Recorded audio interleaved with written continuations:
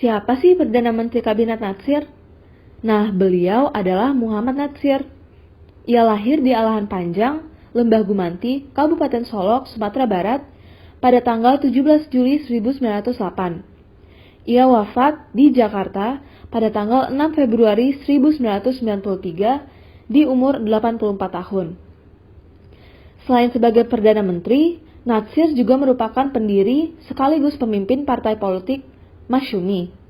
Ia juga pernah menjabat sebagai Presiden Liga Muslim Sedunia atau World Muslim Congress, dan ia juga pernah menjadi Ketua Dewan Masjid Sedunia. Nah, pada masanya, Kabinet Natsir memiliki program dan kebijakan-kebijakan. Di antaranya, yang pertama, mempersiapkan dan menyelenggarakan pemilihan umum untuk konstituante. Kedua, mencapai konsolidasi dan penyempurnaan susunan pemerintahan serta membentuk peralatan negara yang kuat dan daulat. Ketiga, menggiatkan usaha keamanan dan ketentraman. Keempat, menyempurnakan organisasi angkatan perang dan pemulihan bekas-bekas anggota tentara dan gerilya dalam masyarakat. Kelima, memperjuangkan penyelesaian soal Irian Barat secepatnya. Keenam, mengembangkan dan memperkokoh kesatuan ekonomi rakyat sebagai dasar bagi pelaksanaan ekonomi nasional yang sehat. Ketujuh, membantu pembangunan perumahan rakyat serta memperluas usaha-usaha meninggikan derajat kesehatan dan kecerdasan rakyat.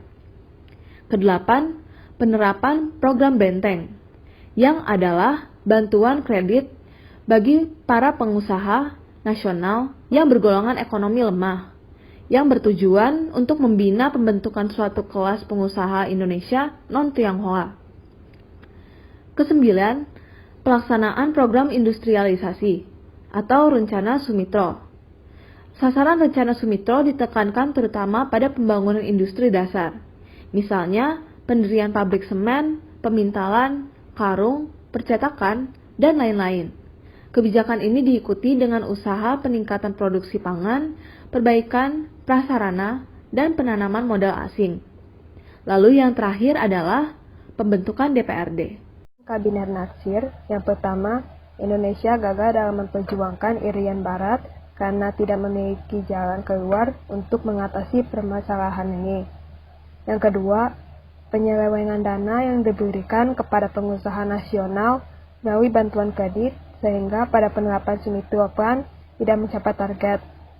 Yang ketiga, terjadinya pemberontakan yang mencakup seluruh wilayah Indonesia, diantaranya adalah gerakan APRA dan gerakan RMS, menimbulkan banyak masalah keamanan negeri. Nah, walaupun Kabinet Natsir memiliki kekurangan seperti yang telah dijelaskan tadi, Kabinet Natsir pun juga membawa beberapa keuntungan bagi bangsa Indonesia. Misalnya, Kabinet Natsir berhasil mengubah perekonomian Indonesia yang pada mulanya merupakan ekonomi kolonial menjadi ekonomi nasional.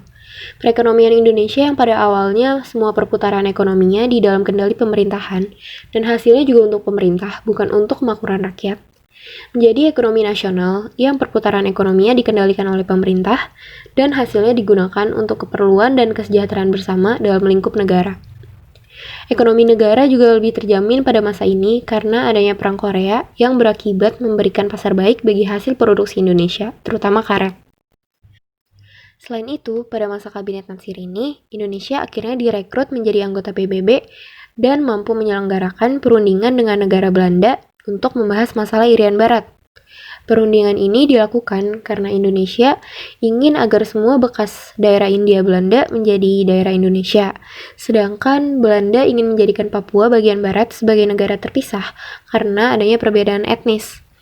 Meskipun permasalahan ini belum dapat terselesaikan sebelum pemerintahannya berakhir, namun masa ini mampu membawa Indonesia melangsungkan perundingan dengan negara Belanda untuk yang pertama kalinya. Kelebihan yang ketiga dari masa Kabinet Natsir adalah salah satu program kerja dari kabinet ini, yaitu yang mengupayakan dan mempersiapkan penyelenggaraan pemilihan umum untuk Dewan Konstituante. Oke, selanjutnya saya akan menjelaskan tentang partai-partai mendukung Kabinet Natsir. Jadi yang pertama adalah Partai Majelis Suryo Muslimin Indonesia atau disingkat menjadi Masyumi. Masyumi adalah sebuah partai politik Islam terbesar di Indonesia selama era demokrasi liberal di Indonesia. Partai ini dilarang pada tahun 1960 oleh Presiden Soekarno karena diduga mendukung pemberontakan PRRI. Nama Masyumi sendiri adalah nama yang diberikan kepada sebuah organisasi yang dibentuk oleh Jepang yang menduduki Indonesia pada tahun 1943 dalam upaya mereka untuk mengendalikan umat Islam di Indonesia.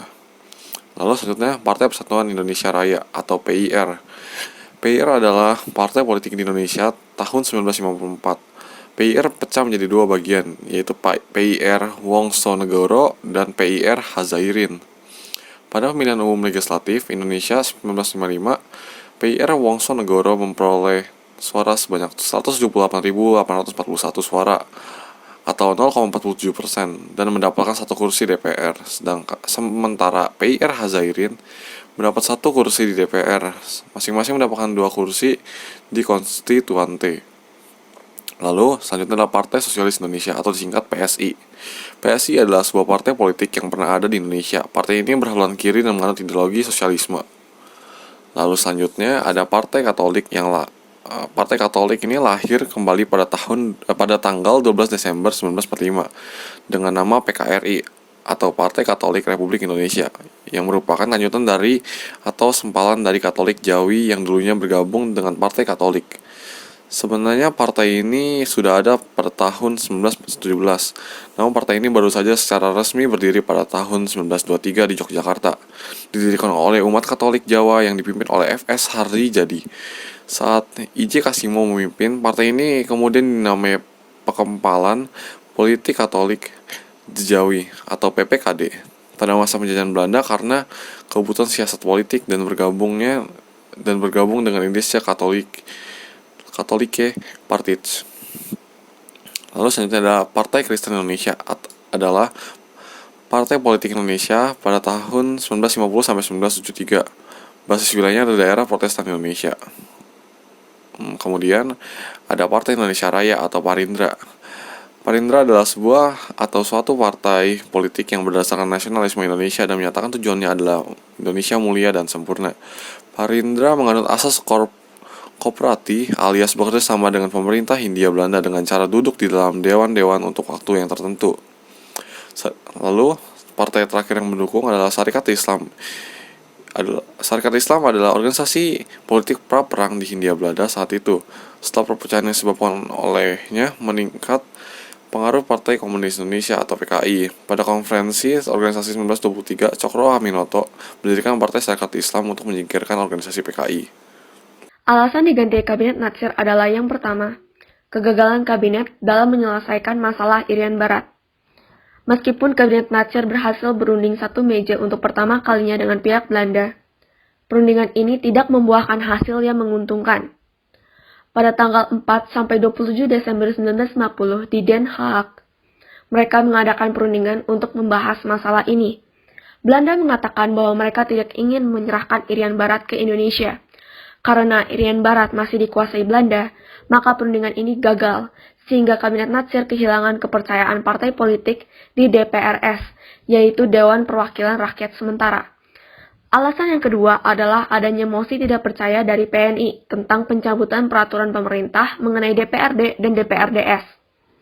Pada tanggal 22 Januari 1951, ketidakpuasan parlemen terhadap kabinet memuncak. Hadikusumo dari PNI menyampaikan mosi tidak percaya menyangkut pencabutan peraturan pemerintah mengenai DPRD dan DPRDS. PNI menganggap peraturan pemerintah nomor 39 tahun 1990 mengenai DPRD terlalu menguntungkan Masyumi. Mosi dalam pemungutan suara Kabinet Natsir kalah dengan perbandingan suara 70 mendukung mosi Hadikusumo, 48 mendukung kabinet. Maka pada tanggal 21 Maret 1951, jajaran Kabinet Natsir mengundurkan diri, dan Muhammad Natsir pun mengembalikan mandatnya kepada Presiden Soekarno.